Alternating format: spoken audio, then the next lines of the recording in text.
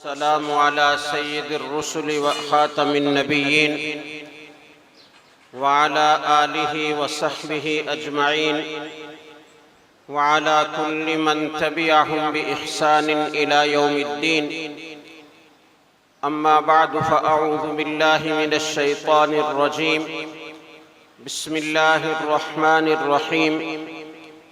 कुल हल यस्तविल्लज़ीन यअलमून वल्लज़ीन ला यअलमून।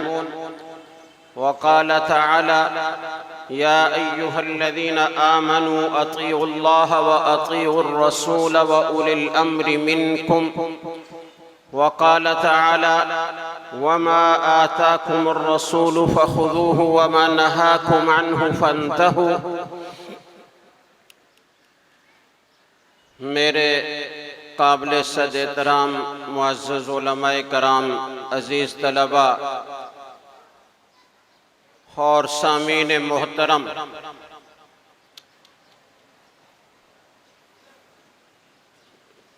मदारिस के सालाना जलसे जगह जगह हो रहे हैं और जिन खुशकिस्मत तलबा ने अपनी ज़िंदगी के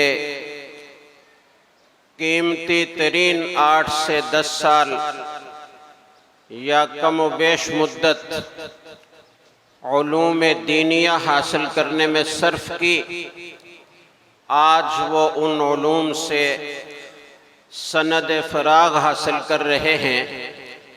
मैं उन उलमाए कराम को, उन तलबा और तालिबात को, उनके असातिज़ा को और उनके वालिदैन और सरपरस्तों को दिल की गहराइयों से मुबारकबाद पेश करता हूँ।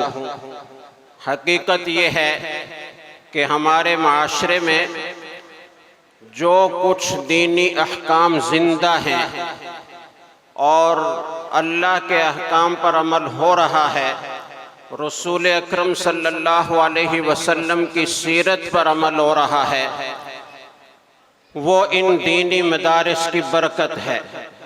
आज अगर कोई नमाज पढ़ रहा है तो उसके पीछे दीनी मदरसा है। आज अगर कोई कुरान करीम की सही तलफ़्फ़ुज़ के साथ तलावत करने के काबिल है तो उसके पीछे उलमाए कराम और कुर्राए कराम की मेहनतें हैं। आज अगर कोई कारोबार में जायज़ और नाजायज़ का ख्याल रख रहा है, उसके पीछे मदरसा है। आज अगर कोई रात की तारीकियों में रात के आखिरी पैर उठता है, अपने रब के सामने सजदा रेज़ होता है, गिड़गड़ा कर पूरी उम्मत के लिए दुआएं करता है, उसके पीछे मदरसा है। ये मदारिस ही का फैज़ है कि हम अल्लाह के अहकाम से वाकिफ़ हैं। हमें रसूल अकरम सल्लल्लाहु अलैहि वसल्लम के इरशादात से वाक़फ़ियत हासिल होती है।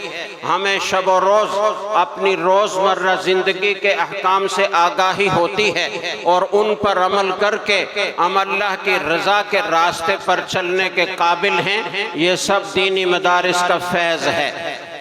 इसलिए इन दीनी मदारिस का दस्तो बाजू बनिए, इनको अपना काम समझिए, इनके साथ अपने घर के मामलात जैसा मामला रखिए। जैसे अपने घर की ज़रूरियात का ख्याल रखते हैं, ऐसे ही इन दीनी मदारिस की ज़रूरियात का ख्याल रखिए। ये तो आवाम के लिए मेरा एक पैगाम था। दूसरे नंबर पर मैं, चूँकि आज दौरा हदीस से फारिग होने वाले तलबा और तालिबात की एक बड़ी तादाद है, कुरान करीम से हिफ्ज़ की तकमील करके फारिग होने वाले तलबा भी हैं, तो मैं कुरान करीम के बारे में अगर बयान शुरू करूँगा उसकी अज़मत तो बहुत लंबा हो जाएगा।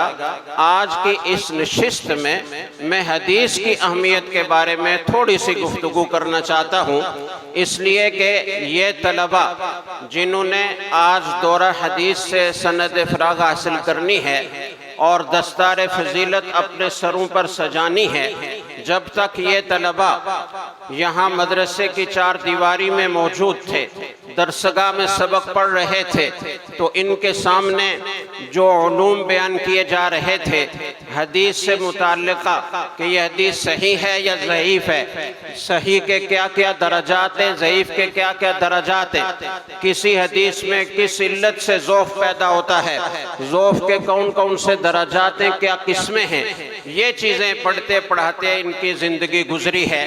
लेकिन अब जब ये फारिग हो रहे हैं तो ये एक वसी कायनात में जा रहे हैं।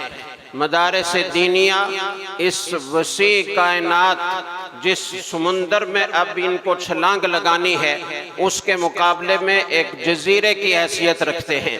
तो इस चार दीवारी में जो कुछ पढ़ा पढ़ाया, अब ये यहाँ से जब निकलेंगे तो इन्हें बहुत सारी चीज़ों में अजनबी माहौल मिलेगा, इनको लबो लहजा दूसरा मिलेगा, इनको सवालात का सामना करना पड़ेगा।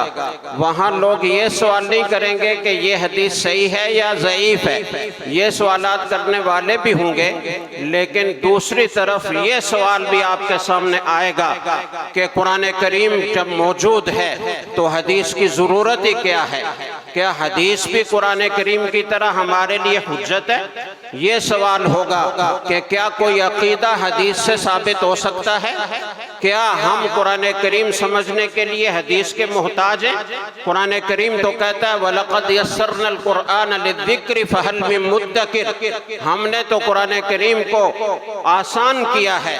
और ये कहा जाएगा कि कुरान करीम ने तो अपनी आयात को आयात बय्यिनात कहा है कि ये तो खुद ब खुद वाज़े हैं, इनको समझने के लिए हदीस की क्या ज़रूरत है? हस्बुना किताबुल्लाह, हमें अल्लाह की किताब काफ़ी है। आपको इस सवाल का सामना करना पड़ेगा।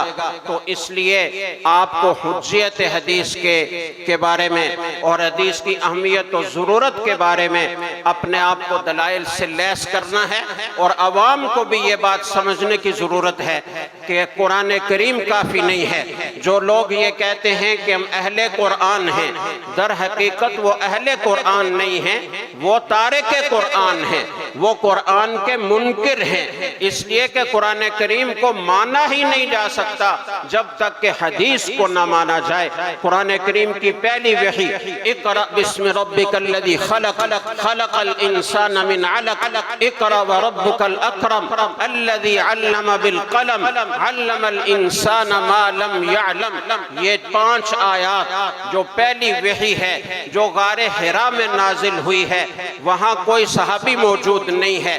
अब अगर हम कुरान करीम को मानना चाहते हैं तो हमें हर गारे हिरा में पेश आने वाले वाक़या को मानना पड़ेगा, उसके बगैर हम कुरान मान ही नहीं सकते। उस वाक़या को मानेंगे और रसूल अकरम सल्लल्लाहु अलैहि वसल्लम के इरशाद पर एतमाद करेंगे कि जिब्रील अलैहिस्सलाम मेरे पास आए थे और उन्होंने ये कहा था इक़रा, मैंने जवाब दिया कि मैं तो पढ़ा हुआ नहीं हूँ, मैं कैसे पढ़ूँ? जिब्रील अमीन ने मुझे अपने सीने से लगाया, जोर से दबाया और फिर कहा इक़रा, मैंने कहा मैं तो पढ़ा हुआ नहीं हूँ। जिब्रील अमीन ने दोबारा मुझे सीने से लगाया, दबोचा, फिर कहा इक़रा, मैंने फिर ये कहा कि मैं तो पढ़ा हुआ नहीं हूँ, मैं कैसे पढ़ सकता हूँ? तीसरी मर्तबा फिर जिब्रील अलैहिस्सलातु वस्सलाम ने सीने से लगाया और दबाया, फिर कहा इक़रा, मेरी ज़बान पर कुरान करीम की आयात जारी हो गई। वो जो सलाहियत थी वही की तलक्की की, वही को अख़ज़ करने की, उसको सुनने और याद करने की, उसे अपनी ज़बान से अदा करने की, वो सलाहियत पैदा करने के लिए जिब्रील अलैहिस्सलातु वस्सलाम ने ये अमल 3 बार दोहराया। इसीलिए हमारे अकाबिर फरमाते हैं कि बाज़ औक़ात सिफ़ात की मुंतक़िली दबाने से बहुत आसानी से होती है। ये हदीस समझने में और समझाने में बाज़ औक़ात दिक्कत पेश आती है और बड़े बड़े लोग परेशान हो जाते हैं कि ये दबाने का अमल किस मकसद के लिए किया गया। तो हकीकत में इसलिए किया गया कि आप सल्लल्लाहु अलैहि वसल्लम बशर थे, बशरी सिफात से मुत्तसिफ थे। वही अल्लाह का कलाम है जिसकी तलक्की कोई आसान काम नहीं है। उसके लिए बशरी सिफात से जरा ऊपर उठना पड़ता है, मलक की सिफात को इख्तियार करना पड़ता है, वो औसाफ अपने अंदर पैदा करना पड़ते हैं, आलाए के दुनिया से बिल्कुल मुनक़ते होना पड़ता है, मलाए आला से अपना राब्ता कायम करना पड़ता है। उस राब्ते के लिए, वो तलक्की की सलाहियत पैदा करने के लिए, वो मलकूती सिफात पैदा करने के लिए जिब्रील अलैहिस्सलातु वस्सलाम ने 3 मरतबा सीने से लगाया और दबोचा। मुझे एक वाक़या याद आ रहा है। हज़रत मौलाना शब्बीर अहमद उस्मानी रहिमहुल्लाह ताला अस्पताल में किसी इलाज के सिलसिले में दाखिल थे। डॉक्टरों ने कहा कि इस कुर्सी पर बैठिए।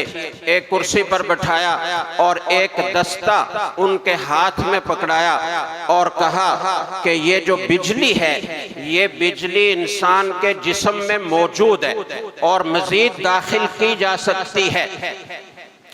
आप ये दस्ता हाथ में पकड़िए, हम बटन दबाएंगे तो आपके जिस्म में बिजली दाखिल होगी। ज़रा घबराए, लेकिन डॉक्टरों ने ये कहा कि आप घबराइए नहीं, आपको कोई तकलीफ नहीं होगी। दस्ता ज़ोर से पकड़ा, उन्होंने बटन दबाया और कुछ देर के बाद कहा कि हम इतनी बिजली आपके जिस्म में दाखिल कर चुके हैं। आपके साथ आपके एक शागिर्द थे, उनसे कहा कि आप हजरत को हाथ लगाइए। उन्होंने जरा सा हाथ लगाया तो जोर से करंट लगा, घबरा कर पीछे हटे। उसके बाद डॉक्टरों ने कहा कि आप जोर से हजरत का हाथ पकड़ लीजिए, दबा दीजिए। उन्होंने जोर से पकड़ा तो कुछ भी नहीं हुआ। एक और आदमी को कहा कि अब आप इस शागिर्द के जिस्म पर हाथ लगाइए। शागिर्द के जिस्म पर हाथ लगाया आराम से, जरा सा तो करंट लगा। कहा जोर से दबाइए, जोर से दबाया तो कुछ भी नहीं था।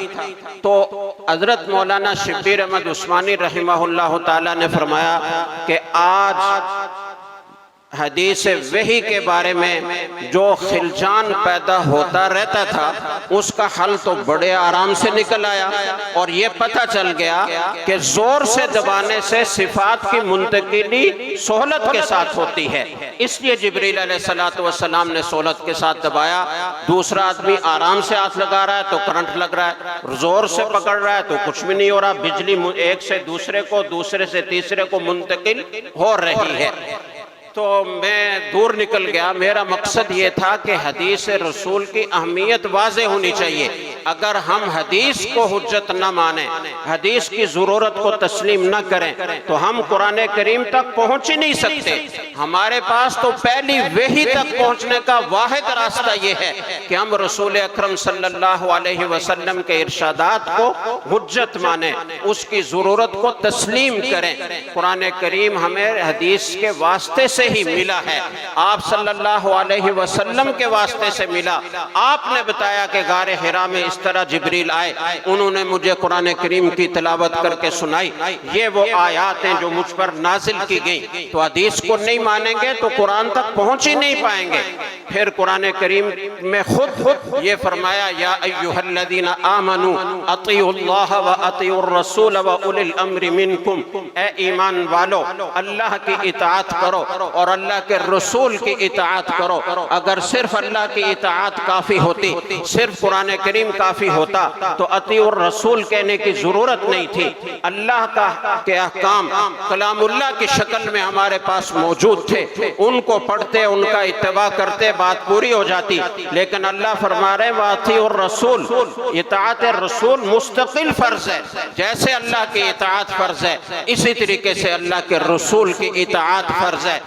और दूसरी आयत में फरमाया, वमा आताकुमुर रसूल फखुदूहु वमा नहाकुम अन्हु फंतहु, जो कुछ रसूल तुम्हें दें उसे ले लिया करो और जो कुछ रसूल तुम्हें मना करें उससे रुक जाया करो। अगर अल्लाह की इताअत काफ़ी होती और कलामुल्लाह काफ़ी होता तो रसूल अकरम सल्लल्लाहु अलैहि वसल्लम के बारे में यह न फरमाया जाता कि जो कुछ वो दें उसे ले लो, जिससे मना करें उससे रुक जाओ। और एक आयत में तो ये फरमाया मन युतिइर रसूल फक़द अता अल्लाह, जिसने रसूल की इताअत की उसने अल्लाह की इताअत की। रसूल की इताअत अल्लाह की इताअत है। क्यों? इसलिए कि रसूल अपनी मर्जी से कुछ नहीं बोलता। वमा यंतिक़ु अनिल हवा इन हुवा इल्ला वह्युन यूहा, वो तो अपनी ख्वाहिश से बोलते ही नहीं हैं, वो तो जो कुछ फरमाते हैं वो उन पर वही किया जाता है। एक वही कुरान की शक्ल में है जिसकी तिलावत की जाती है, जिसके एक एक हर्फ पर 10-10 नेकियां मिलती हैं, और एक वही वो है जो गैर मतलूब है, जिसकी तिलावत नहीं की जाती, वो भी मजमून अल्लाह ही का होता है। ज़बान और अल्फाज रसूल अकरम सल्लल्लाहु अलैहि वसल्लम की होती है। इसलिए जैसे वही मतलूब हुज्जत है और उसकी ज़रूरत और अहमियत है, इसी तरीके से वही गैर मतलूब की भी अहमियत और ज़रूरत है, वो भी हुज्जत है। उसे माने बगैर हम कुरान करीम के मफाहिम को समझ ही नहीं सकते। अगर अल्लाह का कुरान काफ़ी होता, जैसे कि अहले कुरान कहते हैं और कहते हैं हस्बुना किताबुल्लाह, हमें अल्लाह की किताब काफ़ी है, अगर ये काफ़ी होता तो रसूल अकरम सल्लल्लाहु अलैहि वसल्लम को मबूस करने की ज़रूरत ही क्या थी? कुरान करीम नाजिल कर दिया जाता। मुशरिकीन मक्का का मुतालबा था कि ये किताब यक बार की हम पर नाजिल कर दी जाती, हम पढ़ लेते। ऐसा क्यों कि उसके लिए एक रसूल भेजा गया और उस पर रफ्ता रफ्ता वही उतारी गई।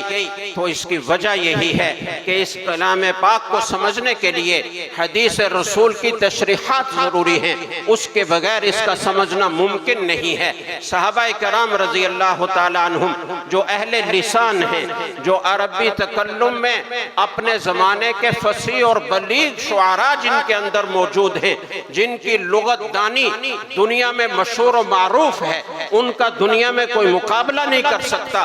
वो कुरान करीम को समझने के लिए हदीस रसूल के मोहताज हैं। और 20 वाक़यात हदीस की कुतुब में हमारे तलबा ने पढ़े होंगे कि किसी सहाबी को कोई इश्काल पेश आया, वो रसूल अकरम सल्लल्लाहु अलैहि वसल्लम के पास गए, आयत का मफहूम समझने में गलती लगी, आपने उस मफहूम को वाज़े हुआ।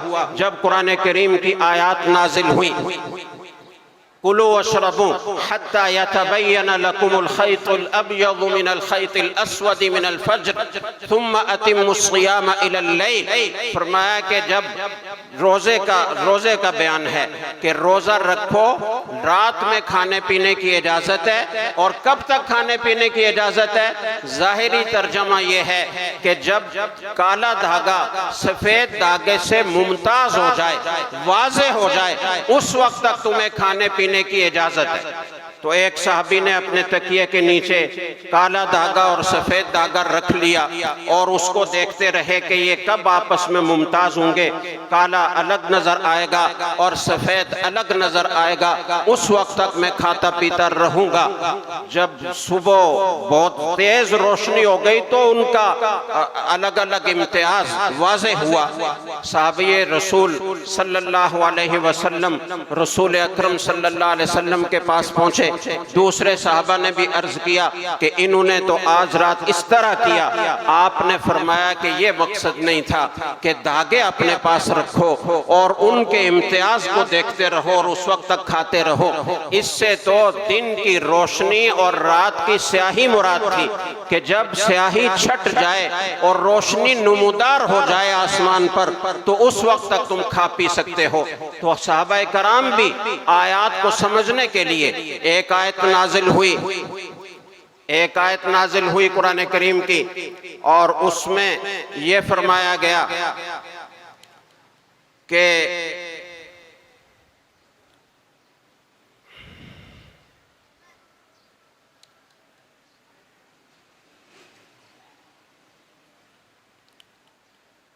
वह इन क्या है वो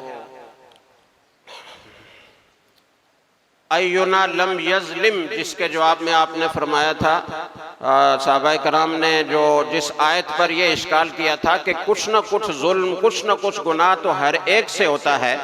तो अगर ये शर्त है जन्नत में जाने के लिए और हिदायत पाने के लिए कि कोई गुनाह सरजद न हो, आयत का जैसे मफहूम है, तो फिर हम में से तो कोई भी जन्नत में नहीं जा सकता। आप सल्लल्लाहु अलैहि वसल्लम ने, आयत किसी को याद है तलबा में से? नहीं।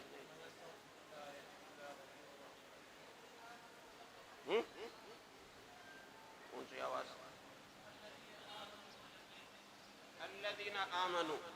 अल्लज़ीना आमनू वलम यल्बिसू ईमानहुम बिज़ुल्म उलाइका लहुमुल अम्नु वहुम मुहतदून। वो लोग जो ईमान लाए और उन्होंने अपने ईमान को किसी किस्म के जुल्म के साथ खल्त नहीं किया, उनको जन्नत जहन्नम से अमन मिलेगा और वो हिदायत याफ्ता होंगे। जिन्होंने अपने ईमान को जुल्म के साथ खल्त कर लिया, जुल्म उसके साथ शामिल हो गया, तो वो अमन वाले नहीं होंगे, वो हिदायत याफ्ता नहीं होंगे। ये आयत नाजिल हुई तो सहाबाए कराम परेशान हुए और उन्होंने अर्ज किया कि या रसूल अल्लाह, अय्युना लम यज़लिम।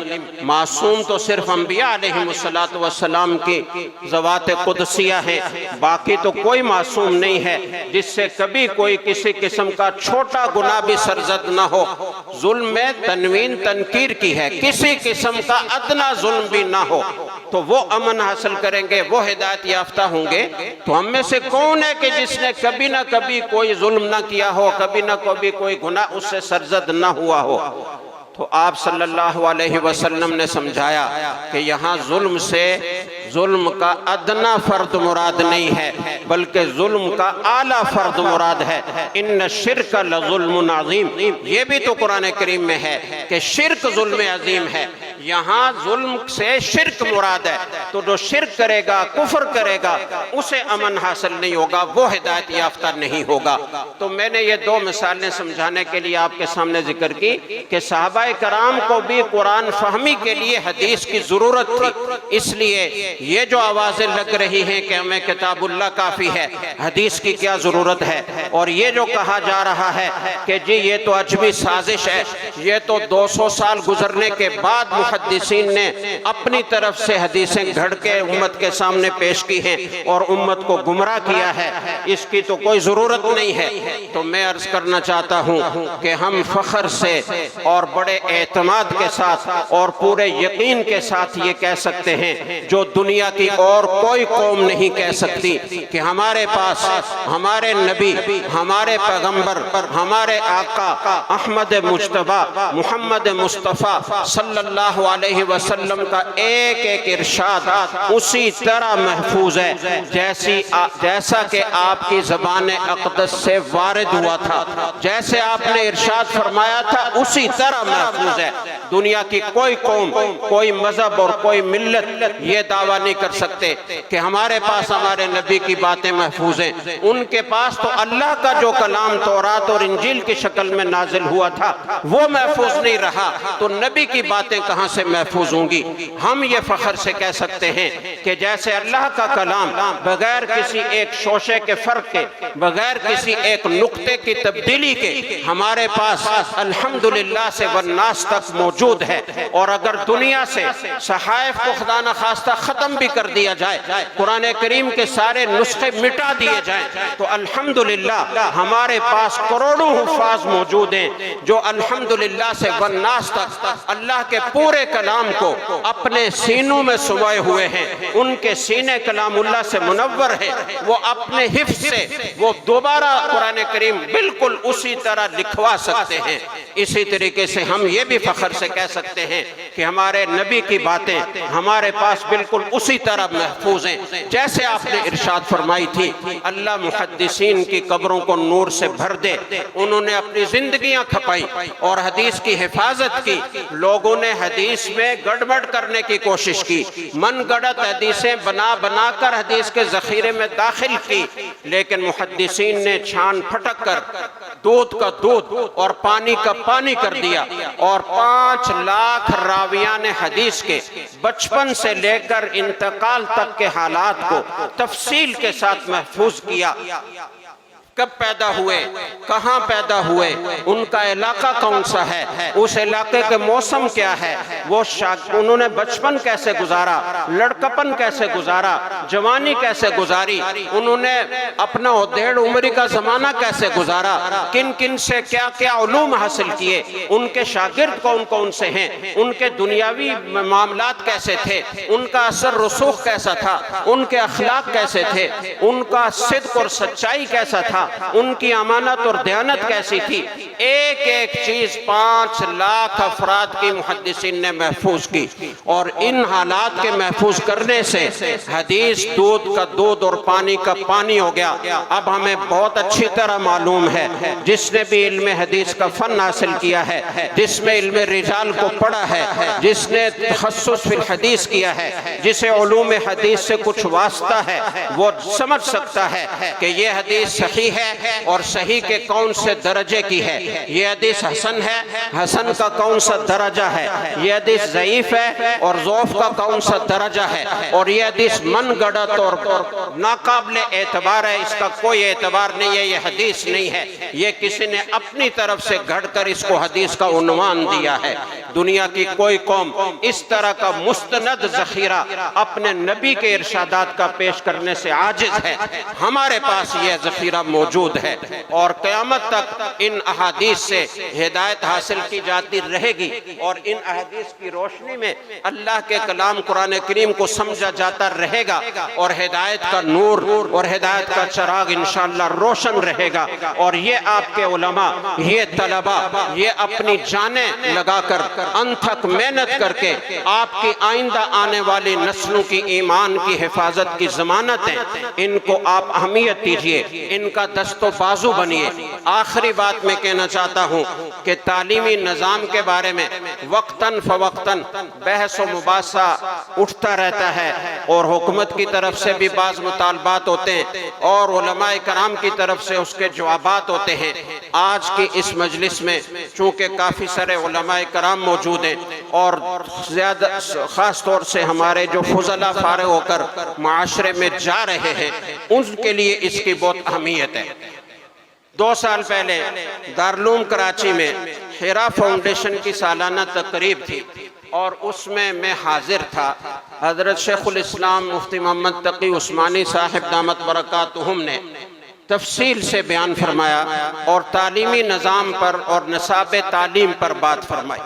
हज़रत ने फरमाया कि दुनिया की सबसे पहली यूनिवर्सिटी वो जामिअतुल थी, जो ट्यूनिस के शहर फास में कायम की गई थी, और ये 2री सदी हिजरी में कायम हुई थी। और इस जामिअतुल में दीनी और दुनियावी दोनों किस्म के उलूम पढ़ाए जाते थे। एक ही छत के नीचे हदीस और तफसीर का इल्म हो रहा है, फ़िक़्ह उसूल फ़िक़्ह का इल्म भी हो रहा है, उलूम अरबिया भी पढ़ाए जा रहे हैं, और मुरव्वजा उलूम भी पढ़ाए जा रहे हैं, साइंस और टेक्नोलॉजी भी सिखाई जा रही है। फरमाया मेरा 2 दफ़ा वहाँ जाना हुआ।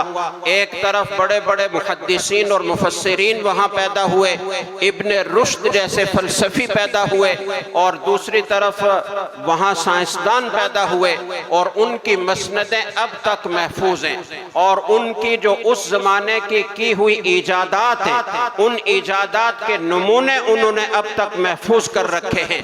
तो हमारा निसाब तालीम एक ही था, उसमें सनवियत नहीं थी, उसमें ये 2 ही नहीं थी, ये इम्तियाज नहीं था कि ये दीनी निसाब है और ये दुनियावी निसाब है, ये पढ़ने वाली अलग मखलूक है और ये पढ़ने वाली अलग मखलूक है। ऐसा नहीं था। एक ही छत के नीचे दोनों किस्म के उलूम सबको पढ़ाए जाते थे, और एक मरहले तक पढ़ाए जाते थे। उस वक्त जो डॉक्टर होता था, जो हकीम होता था, जो साइंसदान होता था, वो भी दीन के ज़रूरी उलूम से वाकिफ होता था, उसे जायज़ नाजायज़ का पता होता था। जो हुलिया किसी मुहद्दिस और मुफस्सिर का होता था, वही डॉक्टर और इंजीनियर का होता था, वही साइंसदान का होता था। जो लिबास किसी मुहद्दिस और मुफस्सिर का होता था, वही डॉक्टर डॉक्टर और इंजीनियर का होता था, वही साइंसदान का होता था। दोनों को देखने से ये फर्क करना दुश्वार होता था कि मुहद्दिस और मुफस्सिर कौन है और साइंसदान और डॉक्टर कौन है।